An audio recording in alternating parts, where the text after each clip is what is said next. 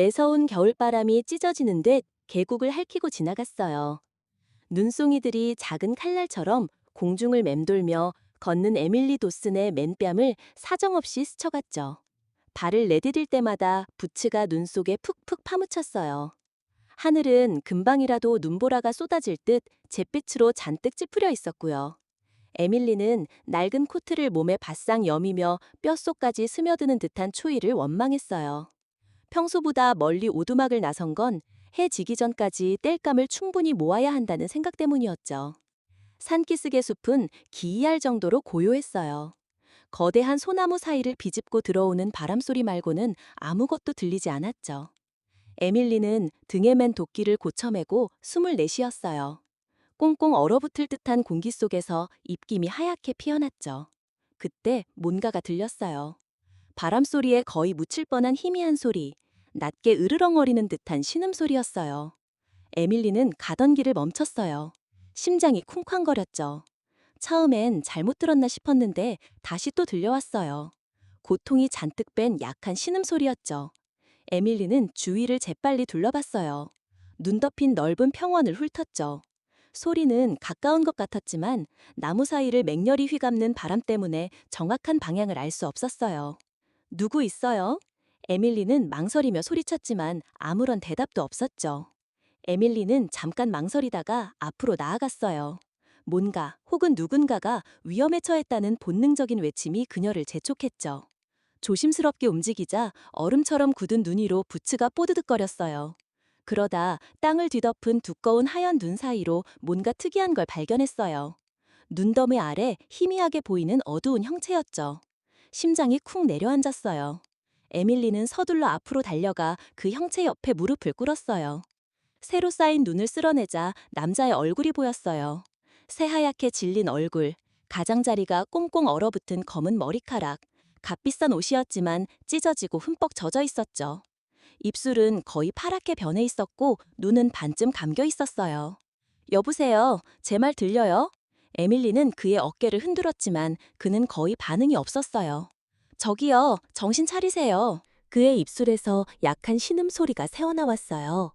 손가락이 살짝 경련하는 듯 움직였죠. 마치 추위에 치명적인 소나기와 싸우는 것 같았어요. 에밀리는 더 가까이 다가갔어요. 정신 차리셔야 해요. 여기 계속 있으면 죽어요. 그의 입술이 살짝 벌어졌어요. 잠시 말을 할 것 같았지만 거친 속삭임만 흘러나왔죠. 도와줘. 에밀리는 이를 악물고 재빨리 상황을 파악했어요. 그의 다리가 비정상적인 각도로 꺾여 있었고 피가 그 아래 눈을 물들이고 있었죠. 이 날씨에 다리까지 부러졌으니 오래 버티지 못할 게 분명했어요. 에밀리는 낮게 욕설을 내뱉으며 그의 팔을 잡고 일으키려 했어요. 예상보다 훨씬 무거웠죠. 눈 위에서 미동도 없는 시체 같았어요. 힘내요. 에밀리는 이를 악물고 그의 팔을 어깨 위로 올렸어요. 여기 혼자 두고 가지 않을 거예요. 온 힘을 다해 그를 일으켜 세웠어요. 그의 무게 때문에 비틀거렸죠. 한 걸음 내디딜 때마다 깊은 눈과 코트를 파고드는 얼음 같은 바람과의 싸움이었어요. 남자는 고통에 신음하며 에밀리에게 끌려갔어요. 그의 머리가 그녀의 어깨에 기대어 흔들렸죠. 그가 누구인지 어떻게 여기에 오게 됐는지 알 수 없었지만 그건 중요하지 않았어요. 지금 중요한 건 그를 집에 데려가 추위가 그를 영원히 앗아가기 전에 살려내는 것뿐이었죠. 에밀리는 두꺼운 눈밭을 비틀거리며 걸었어요. 의식을 잃은 남자를 두 팔로 꽉 감싸 안고 오두막 쪽으로 끌고 갔죠. 추위는 맹렬했어요. 코트를 뚫고 들어와 팔다리를 얼어붙게 만들었지만 그녀는 멈추지 않았어요. 남자의 숨은 얕았고 그의 몸은 그녀의 몸에 축 늘어져 있었죠. 그를 죽게 내버려둘 순 없었어요. 오두막에 도착했을 때 그녀의 근육은 지쳐서 타는 듯 아팠어요. 문을 발로 차서 열고는 그를 안으로 끌어당기자 거의 쓰러질 뻔했죠. 오두막 안에 온기는 바깥의 얼음 같은 황무지와는 극명한 대조를 이뤘어요. 화덕 속 불은 부드럽게 타닥거렸고 나무 벽에 그림자를 흔들거리게 만들었죠. 그녀는 온 힘을 다해 그를 벽난로 옆 낡은 소파에 겨우 눕혔어요. 그의 몸은 얼음장 같았고 손가락은 동상으로 뻣뻣하게 굳어 있었어요. 그녀는 재빨리 담요 더미를 가져와 그를 감쌌어요. 그리고는 옆에 무릎을 꿇고 부상을 살폈죠. 그의 얼굴은 야위고 초췌했지만 의식을 잃은 와중에도 날카로운 윤곽을 띠고 있었어요. 값비싼 코트는 찢겨 있었고 얼어붙은 피로 뻣뻣하게 굳었죠. 그녀의 시선은 그의 다리에 닿았어요. 정강이를 따라 깊은 상처가 나 있었는데 그의 창백한 피부 위에서 보기 흉하고 생생하게 보였어요. 에밀리는 낮게 욕설을 내뱉었어요. 감염되면 살아남지 못할 거예요. 그녀는 재빨리 움직였어요. 급박한 상황이었지만 손은 침착했죠. 따뜻한 물로 상처를 닦아내면서 깊게 베인 상처를 보자 얼굴을 찡그렸어요. 그가 살짝 움직이며 희미한 신음소리를 냈지만 깨어나지는 않았어요. 그의 다리를 새 붕대로 단단히 감은 후 그녀는 천천히 숨을 내쉬었어요. 이제 그녀가 할 수 있는 건 기다리는 것뿐이었죠. 몇 시간이 흘렀어요. 에밀리는 소파 맞은편 낡은 나무 의자에 앉아 경계하는 눈으로 남자를 지켜봤어요. 그의 숨은 더 고르게 변했고 얼굴은 더 이상 유령처럼 창백하지 않았죠. 불빛이 그의 얼굴에 부드러운 그림자를 드리워 턱의 거친 수염과 날카로운 얼굴선을 부각시켰어요. 그는 이 지역 사람처럼 보이지 않았어요. 그는 누구이며 이 외딴 곳에서 도대체 뭘 하고 있었던 걸까요? 그녀의 머릿속이 온갖 질문으로 가득 찰 때였어요. 거친 목소리가 정적을 깼죠. 여기가 어디죠? 에밀리는 벌떡 일어나 그에게 더 가까이 다가갔어요. 남자의 눈꺼풀이 파르르 떨리며 눈을 떴어요. 혼란스러움에 방안을 이리저리 훑는 폭풍 같은 회색 눈이 드러났죠. 내 오두막이에요. 그녀는 단호하지만 침착하게 말했어요. 눈밭에서 거의 죽어가는 걸 제가 발견했어요. 그는 신음하며 손을 관자놀이에 대고는 생각을 정리하려는 듯 했어요. 나 기억이 안 나요. 에밀리는 눈을 가늘게 떴어요. 이름이 뭐예요? 그는 망설였죠. 불빛에 눈을 깜빡이다가 한참 후에 거친 목소리로 말했어요. 리처드 콜드웰. 그 이름에 어딘가 익숙한 느낌이 들었지만 정확히 떠오르지 않았어요. 제가 발견했을 때 아주 위독했어요. 그는 팔짱을 끼고 말했어요. 다리가 심하게 다쳤고 아무것도 없었어요. 제대로 된 장비도 없었고요. 무슨 일이었죠? 리처드는 거칠게 숨을 내쉬며 앉으려고 애썼어요. 고통이 얼굴에 스쳐 지나갔고 그는 붕대 감은 다리를 움켜쥐었죠. 모르겠어요. 추위, 폭풍, 그것만 기억나요. 그리고는 고개를 저었어요. 좌절감이 그의 얼굴을 어둡게 했죠. 다른 건 다 흐릿해요. 에밀리는 그를 조심스럽게 살폈어요. 그가 거짓말을 하는 건지 아니면 정말 혼란스러워 하는 건지 확신할 수 없었죠. 어쨌든 그의 상황은 어딘가 석연치 않았어요. 그때 그의 표정이 갑자기 혼란스러움에서 경각심으로 바뀌었어요. 내 핸드폰, 그는 중얼거리며 찢어진 코트 주머니를 더듬었어요. 내 지갑, 도대체 어디 간 거지? 에밀리의 속이 조여왔죠. 제가 발견했을 땐 없었어요. 리처드의 턱이 굳어졌어요. 아니야, 있었어. 분명 핸드폰도 지갑도 시계도 다 있었는데 사라졌어. 무거운 침묵이 흘렀어요. 에밀리는 살아오면서 이런 경우를 많이 봤기에 이게 무슨 뜻인지 알았어요. 누군가가 그의 물건을 가져갔다는 것. 그리고 알래스카 야생처럼 용서 없는 곳에서는 그런 일이 결코 우연히 일어나지 않는다는 것. 누군가 당신을 강도질했다고 생각해요? 그녀는 침착하게 물었어요. 리처드는 쓰게 웃었어요. 유일한 설명 같지 않나요? 에밀리는 눈살을 찌푸렸어요. 누군가 그를 거기에 버려두고 죽게 내버려뒀다면 그건 그를 없애고 싶었다는 뜻인데 왜? 그녀는 불을 쳐다봤어요. 불꽃이 그녀의 생각을 반영하듯 흔들거렸죠.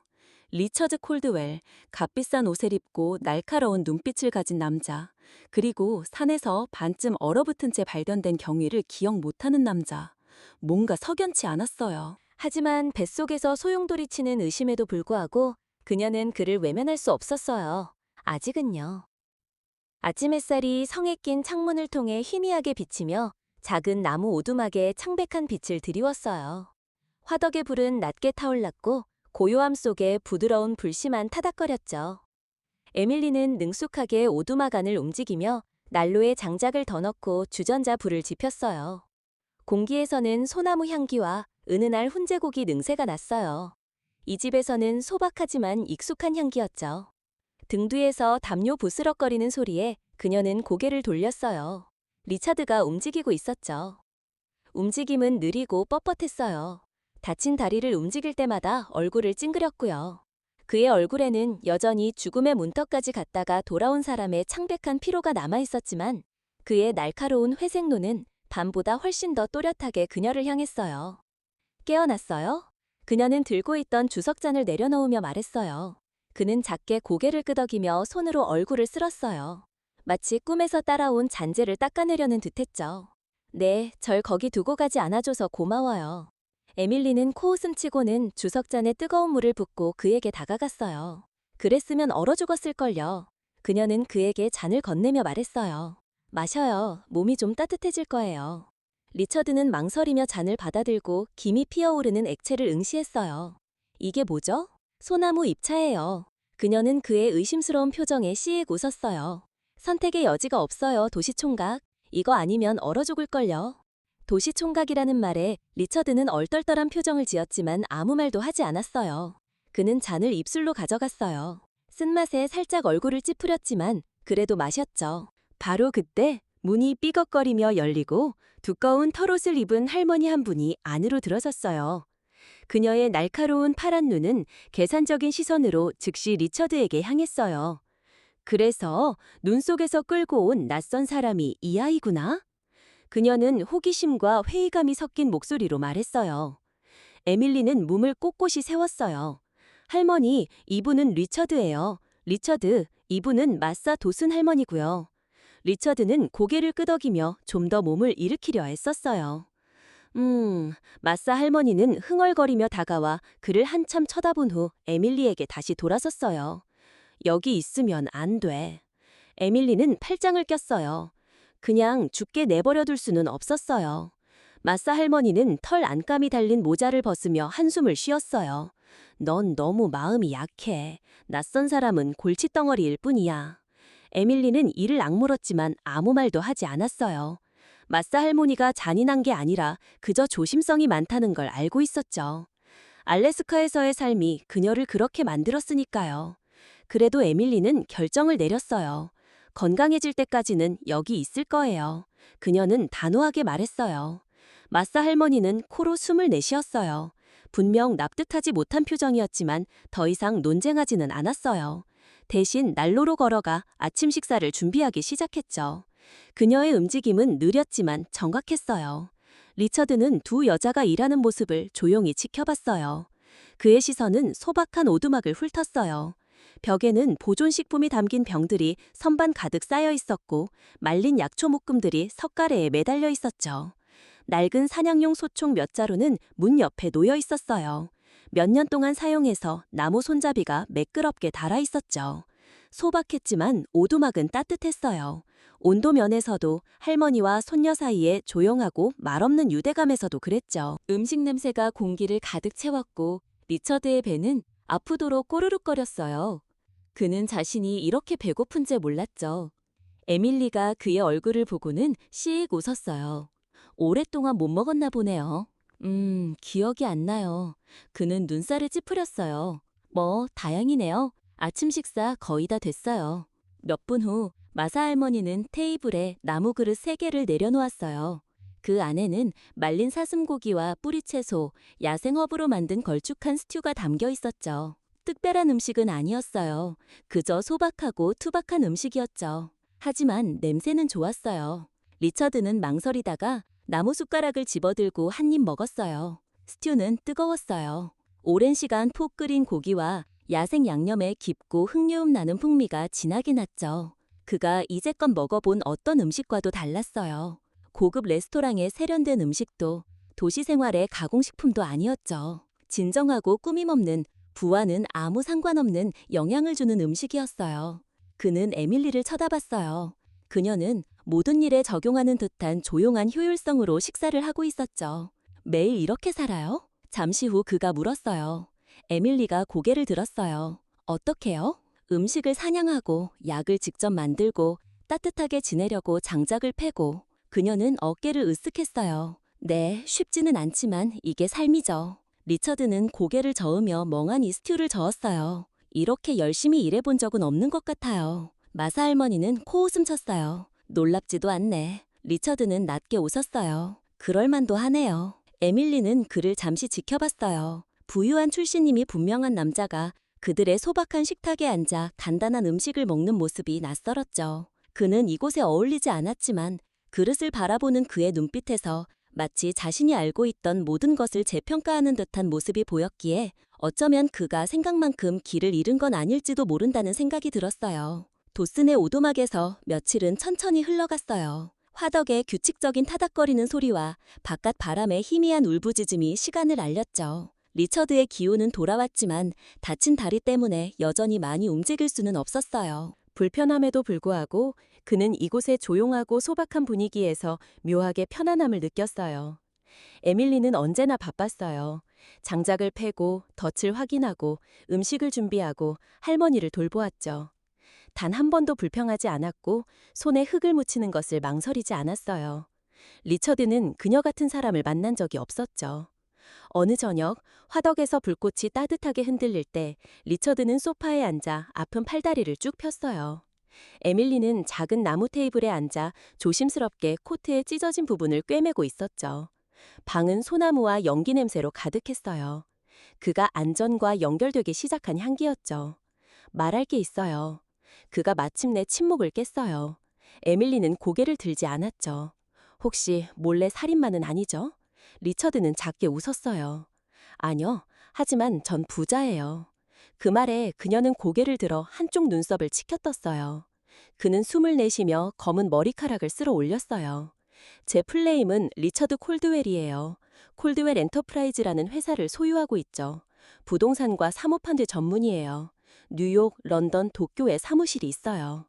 에밀리는 눈을 깜빡였어요. 알겠어요. 리처드는 그녀의 반응을 기다렸어요. 놀람, 호기심, 뭐든 좋았지만 그녀는 그저 어깨를 으쓱하고 다시 바느질을 시작했어요. 그게 다예요? 그가 믿기지 않는다는 듯 물었어요. 그녀는 이번에는 그를 쳐다보지도 않았죠. 제가 뭘 말해주길 바라는데요?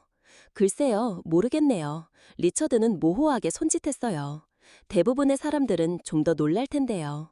에밀리는 실을 먹고 이빨로 끄는 후 마침내 그의 시선을 마주했어요. 그게 뭘 바꾸는데요? 리처드는 그녀를 쳐다봤어요. 진심으로 당황한 표정이었죠. 전혀 신경 안 쓴다는 거예요? 그녀는 한숨을 쉬고 의자에 등을 기댔어요. 봐요, 리처드. 당신 세상에서는 돈이 전부일지 몰라도 여기서는 불을 지펴주지도 못하고 밥을 먹여주지도 못하고 눈보라 속에서 반쯤 죽어갈 때 당신을 구해내지도 못해요. 리처드가 입을 열었지만 그녀는 말을 마치지 않았어요. 저 바깥 세상에서는 당신이 대단한 백만장자일지 몰라도 그녀는 오두막 벽 바깥 세상을 향해 모호하게 손짓하며 말했어요. 여기서는 그냥 눈밭에서 길 잃은 사람일 뿐이에요. 그 말은 그가 예상했던 것보다 더 큰 충격을 주었어요. 평생 사람들은 그의 부 때문에 그를 다르게 대했죠.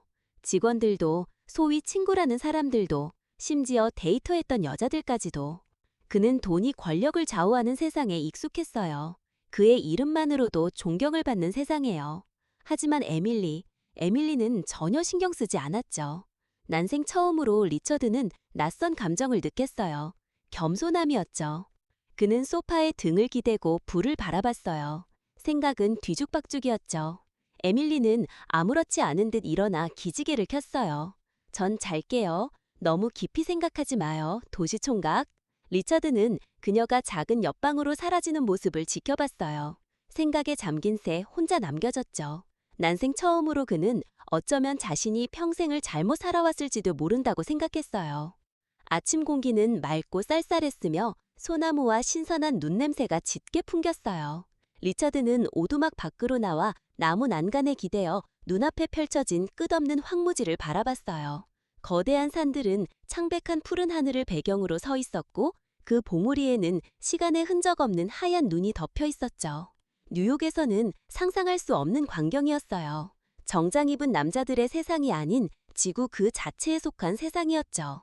에밀리가 낡은 도끼를 어깨에 메고 오두막 옆에서 나타났어요. 그녀는 그를 쳐다본 후 문 근처에 장작 더미를 봤죠. 하루 종일 거기 서 있을 거면 하다못해 쓸모라도 있어봐요. 그녀는 그에게 장갑 한 켤레를 던져주며 말했어요.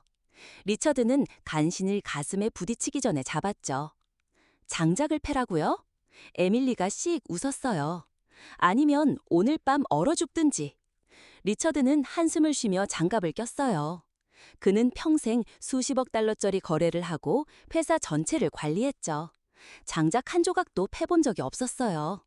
하지만 에밀리를 따라 오두막 뒤편의 개활지로 가면서 이상한 깨달음을 얻었어요. 난생 처음으로 해보고 싶다는 생각이 들었죠. 처음에는 리처드는 정말 서툴렀어요. 도끼는 생각보다 무거웠고 내리칠 때마다 통나무는 거의 쪼개지지 않았죠. 에밀리는 팔짱을 끼고 바라보며 간신히 웃음을 참았어요. 당신 주식 포트폴리오를 모욕한 것처럼 때릴 필요는 없어요. 그녀가 놀렸어요. 리처드는 얼굴에 땀을 닦으며 신음했어요. 아무래도 당신이 마저 하는 게 좋겠어요. 안 돼요. 그녀는 더 가까이 다가갔어요. 여기서 그립을 조절하고 이렇게 서요. 그녀는 그의 손을 나무 손잡이에 대고 자세를 바꾸도록 이끌었어요. 그녀의 손은 굳은 살이 박여 있었지만 따뜻했고 그의 움직임을 안정시켜 주었죠. 리처드는 그녀의 가까움에 잠시 정신이 팔렸어요. 바람에 흐트러진 머리카락에 햇살이 비치는 모습도 눈에 들어왔죠. 이제 다시 해봐요. 그녀가 말했어요. 그는 침을 꿀꺽 삼키고 집중했어요. 이번에 그가 도끼를 내리치자 통나무가 깨끗하게 두 동강이 났어요. 에밀리가 씩 웃었어요. 됐네요. 리처드는 쪼개진 나무 조각들을 바라봤어요. 가슴속에서 묘한 만족감이 솟아올랐죠. 작은 승리였지만 어쨌든 승리였어요. 어쩌면 손으로 하는 일이 생각보다 괜찮을 수도 있겠다고 생각했죠. 며칠이 지나면서 리처드는 적응하기 시작했어요. 그는 에밀리를 도와 작은 일들을 했죠.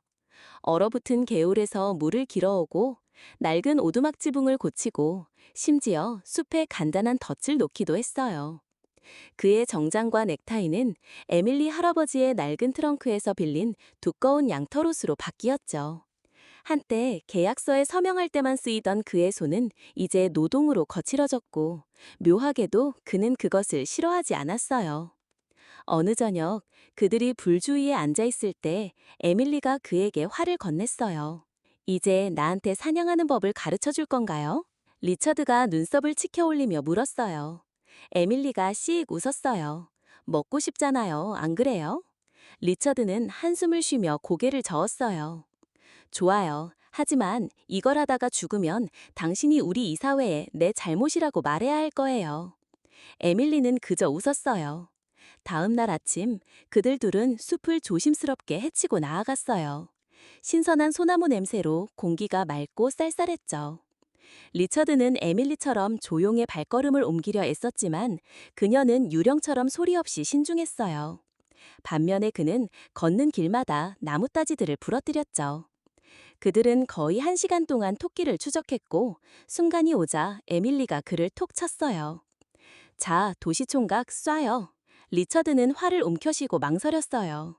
토끼가 귀를 쫑긋거렸어요. 위험을 감지한 거죠. 망설이면 놓쳐요. 에밀리가 속삭였어요. 리처드는 천천히 숨을 내쉬고 화살을 놓았어요. 관역에서 한참 벗어났죠. 에밀리가 얼굴을 찡그렸어요. 이건 보기에 좀 아팠네요.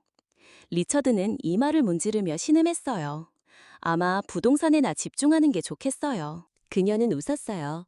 어서 나중에 다시 해봐요. 그날 오후 늦게 그들이 오두막으로 돌아오는 길에 공기 중 뭔가 달라졌어요.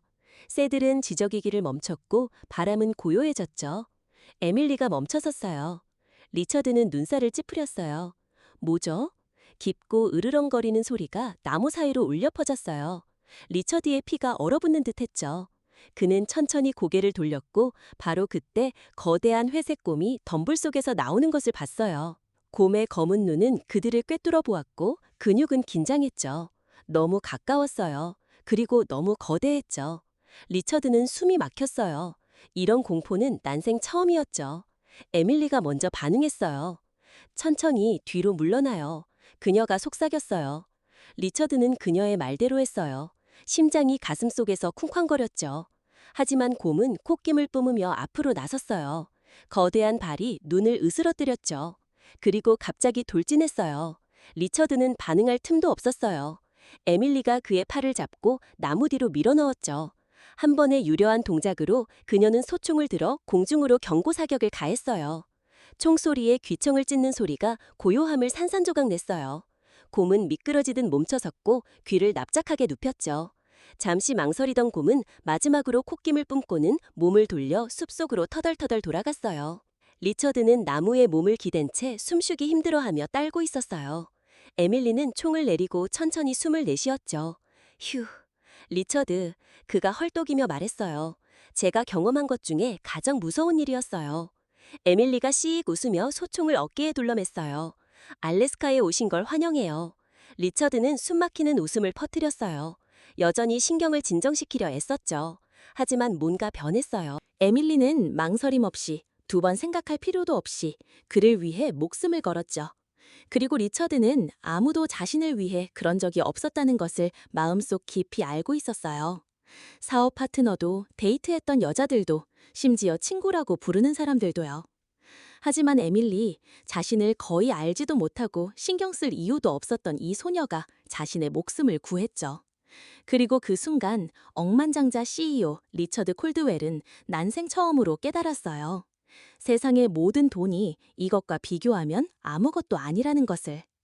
화덕에서 타닥거리는 불소리만이 오두막을 가득 채웠어요. 리처드는 나무 테이블에 앉아 손을 바라보고 있었죠. 밖에서는 바람이 벽을 핥히고 창문을 덜컹거리게 했지만 그는 거의 느끼지 못했어요. 그의 마음은 다른 곳에 있었죠. 조각난 기억들을 조합하며 자신에게 무슨 일이 일어났는지 이해하려고 애썼어요. 에밀리가 맞은편에 앉아 차를 마시며 조용히 그를 지켜봤어요.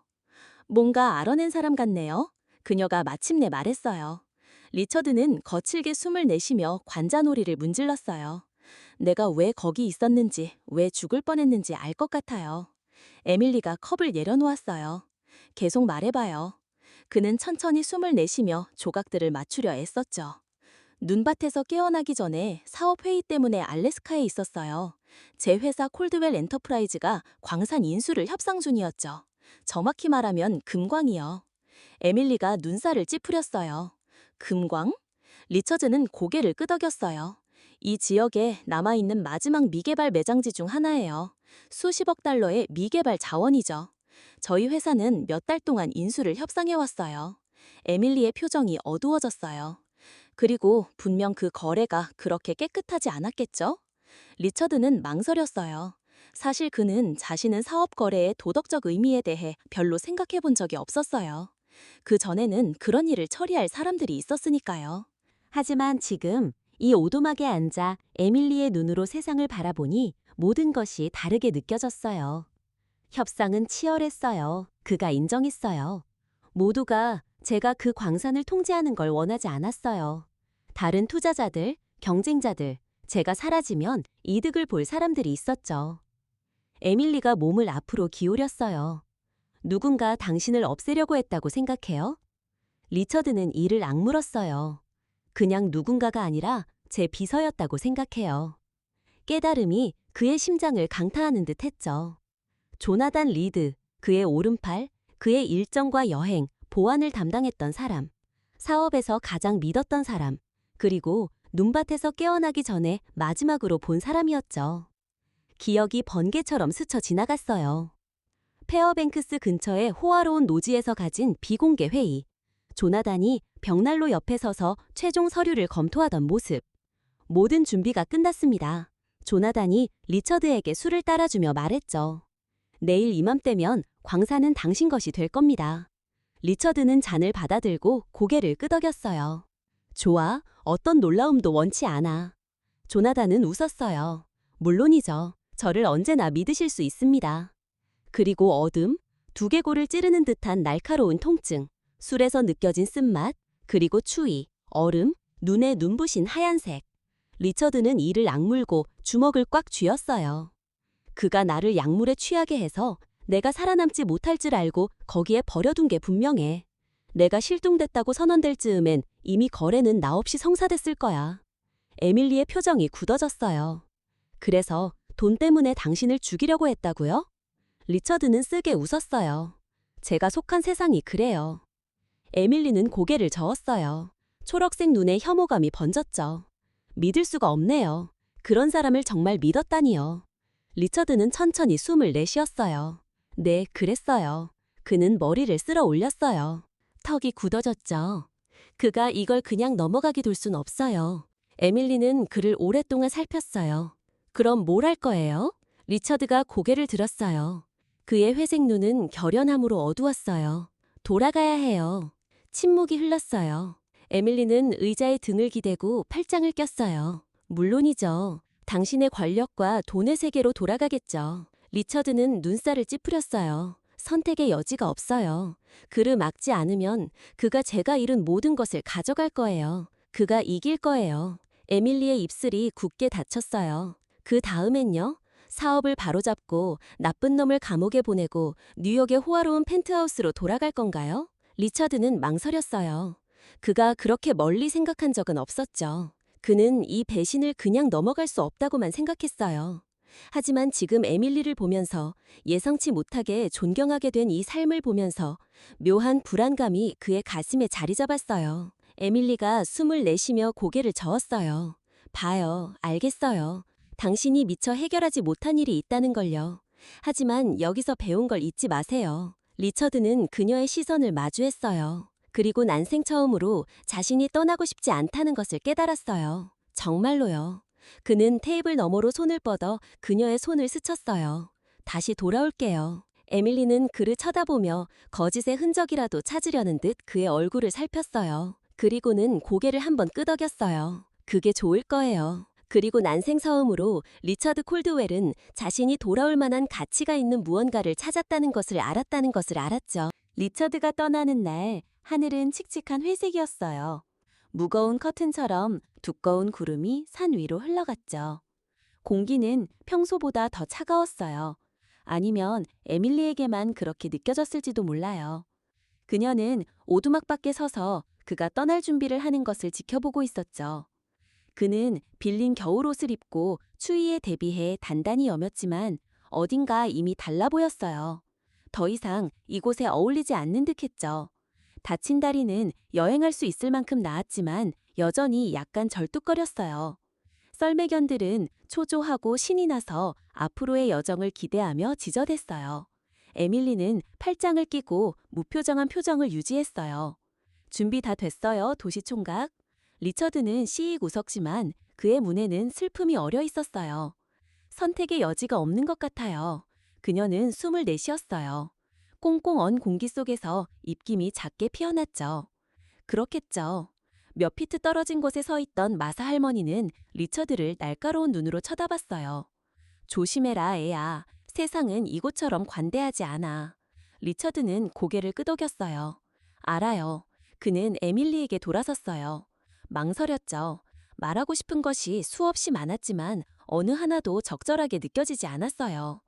대신 그는 코트 주머니에 손을 넣어 작은 것을 꺼내 그녀의 손에 쥐어주었어요. 오래되어 낡아버린 은색 나침반이었죠. 에밀리는 눈살을 찌푸렸어요. 이게 뭐예요? 할아버지 것이에요. 리처드가 말했어요. 그는 항상 이게 그를 집으로 인도할 거라고 했죠. 에밀리는 고개를 들어 그의 시선을 마주했어요. 그럼 당신의 집은 어딘데요? 리처드는 망설이다가 부드럽게 말했어요. 아직은 모르겠어요. 에밀리는 침을 꿀꺽 삼키며 나침반을 움켜쥐었어요. 꼭 알아내야 할 거예요. 긴 침묵이 흘렀어요. 그러자 리처드는 한 발짝 물러서 썰매에 올라탔어요. 개들에게 날카로운 명령을 내리자 썰매는 눈보라를 일으키며 앞으로 돌진했어요. 에밀리는 미동도 없이 서서 그가 하얀 수평선 너머로 사라지는 것을 지켜봤어요. 그리고 어린 시절 이후 처음으로 묘한 감정을 느꼈어요. 어떤 폭풍보다도 그녀를 더 두렵게 하는 감정이었죠. 그녀는 그가 그리웠어요. 몇 주가 천천히 흘렀어요. 에밀리는 일에 몰두했어요. 사냥을 하고 장작을 패고 고칠 것을 고쳤죠. 리처드가 소식이 없어도 신경 쓰지 않는다고 스스로에게 말했지만 매일 아침 그가 떠났던 길 쪽을 바라보고 있는 자신을 발견했고 매일 밤 작은 은색 나침반을 손에 쥐고 어떤 해답이라도 들어있는 듯 바라보고 있었죠. 마사 할머니는 물론 눈치챘어요. 그는 돌아오지 않을 거야. 할머니가 어느 저녁 불 위에서 스튜 냄비를 저으며 말했어요. 에밀리는 고개를 들지 않았죠. 돌아온다고 말한 적 없어요. 마사 할머니는 한숨을 쉬며 고개를 저었어요. 그를 좋아하는구나.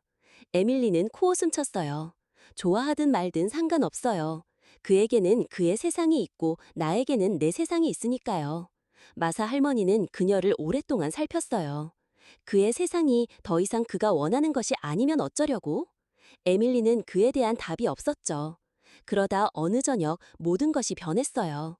에밀리가 밖에 서서 장작을 쌓고 있는데 멀리서 썰매견 소리가 들려왔어요.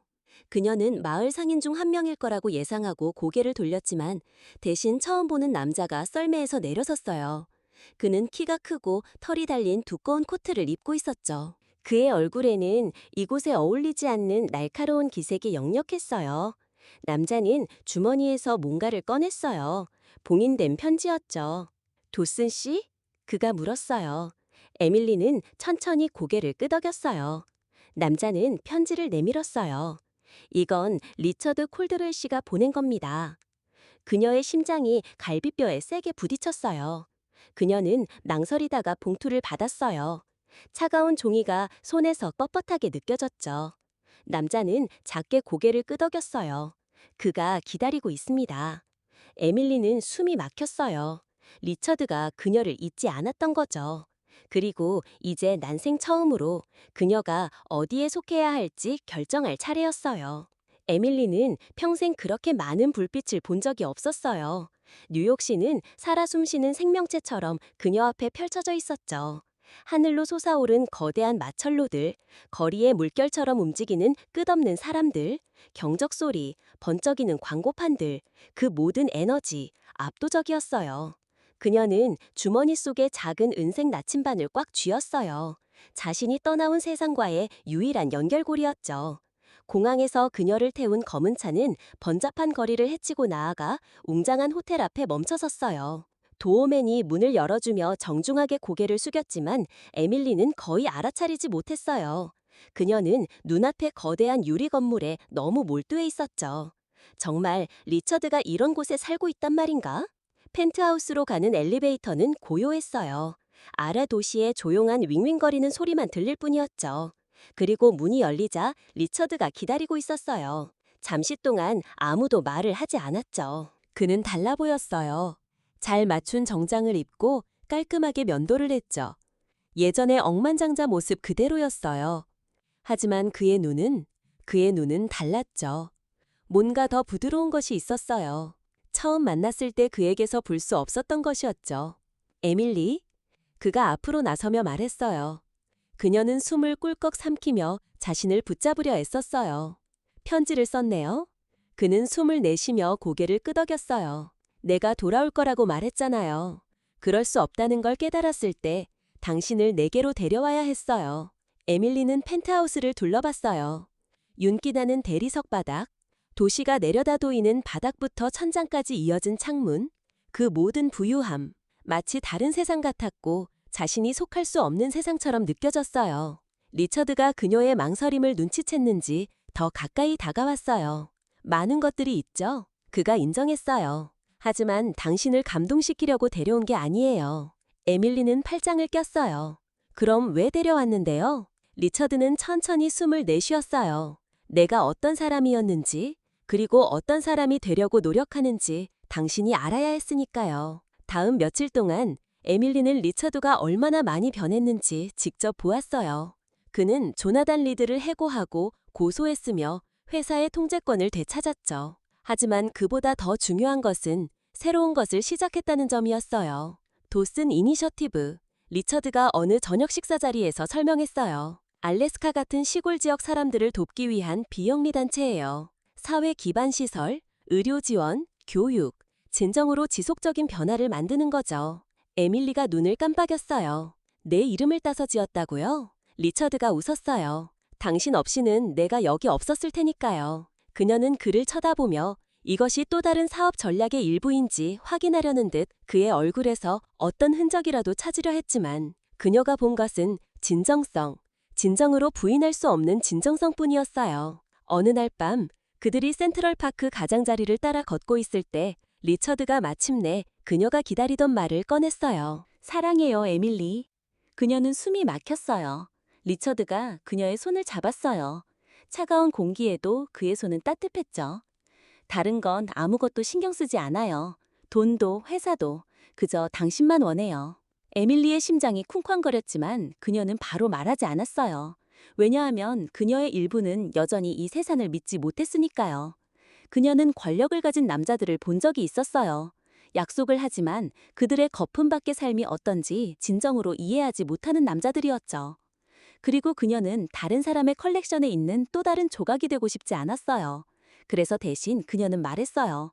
사랑한다면 리처드, 그럼 증명해봐요. 그의 눈썹이 찌푸려졌어요. 어떻게? 에밀리는 나침반을 들어 보였어요. 집으로 가는 길을 찾아요. 몇 주가 흘렀어요. 에밀리는 리처드가 따라올지 확신할 수 없었지만 알래스카로 돌아갔죠. 하지만 그는 따라왔어요. 개인 제트기나 비싼 정장을 입고 온 것이 아니라 배우고 싶어하는 남자로서 왔죠. 그는 마을에서 몇 달을 보내며 그녀와 함께 일했어요. 땅을 이해하고 사람들을 이해하고 그들이 매일 직면하는 어려움들을 이해했죠.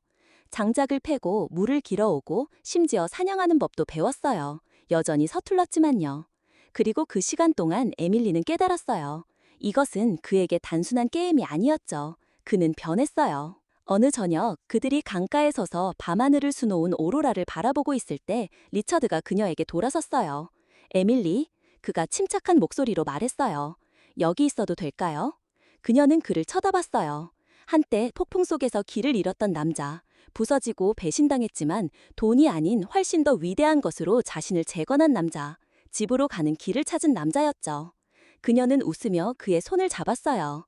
네, 그녀가 속삭였어요. 있어도 돼요. 그리고 그들 위로 오로라가 반짝일 때 에밀리는 이것이 시작에 불과하다는 것을 알았어요. 그렇게 리처드는 부보다 훨씬 더 가치 있는 것을 찾았어요. 목적, 사랑, 그리고 진정으로 집이라고 부를 수 있는 곳을 찾았죠. 한때 눈 속에서 낯선 사람을 구했던 에밀리, 그녀는 자신이 필요한지조차 몰랐던 길 잃은 영혼을 구해냈던 거예요. 그들은 함께 두 세계를 이어주는 삶을 만들어갔어요. 길들여주지 않은 황무지의 세계와 우뚝 솟은 마철로의 세계였죠. 하지만 결국 중요한 것은 부나 권력이 아니었어요. 소박한 순간들, 조용한 사랑, 그리고 진정한 풍요는 우리가 소유한 것에서 오는 것이 아니라 우리 곁에 서 있는 사람들로부터 온다는 이해였죠. 이 이야기가 여러분의 마음을 움직였다면 이 영상에 좋아요를 누르고 공유하고 구독하시는 것을 잊지 마세요. 더 많은 감동적인 이야기들을 통해 영감을 드리고 힘을 북돋아 드릴게요. 사랑과 회복력, 그리고 인간관계의 예상치 못한 아름다움에 대한 더 많은 이야기들을 전해드리겠습니다. 다음 시간까지 따뜻하게 지내시고 희망을 잃지 마시고 행운을 여러분들을 찾아가기를 바랍니다.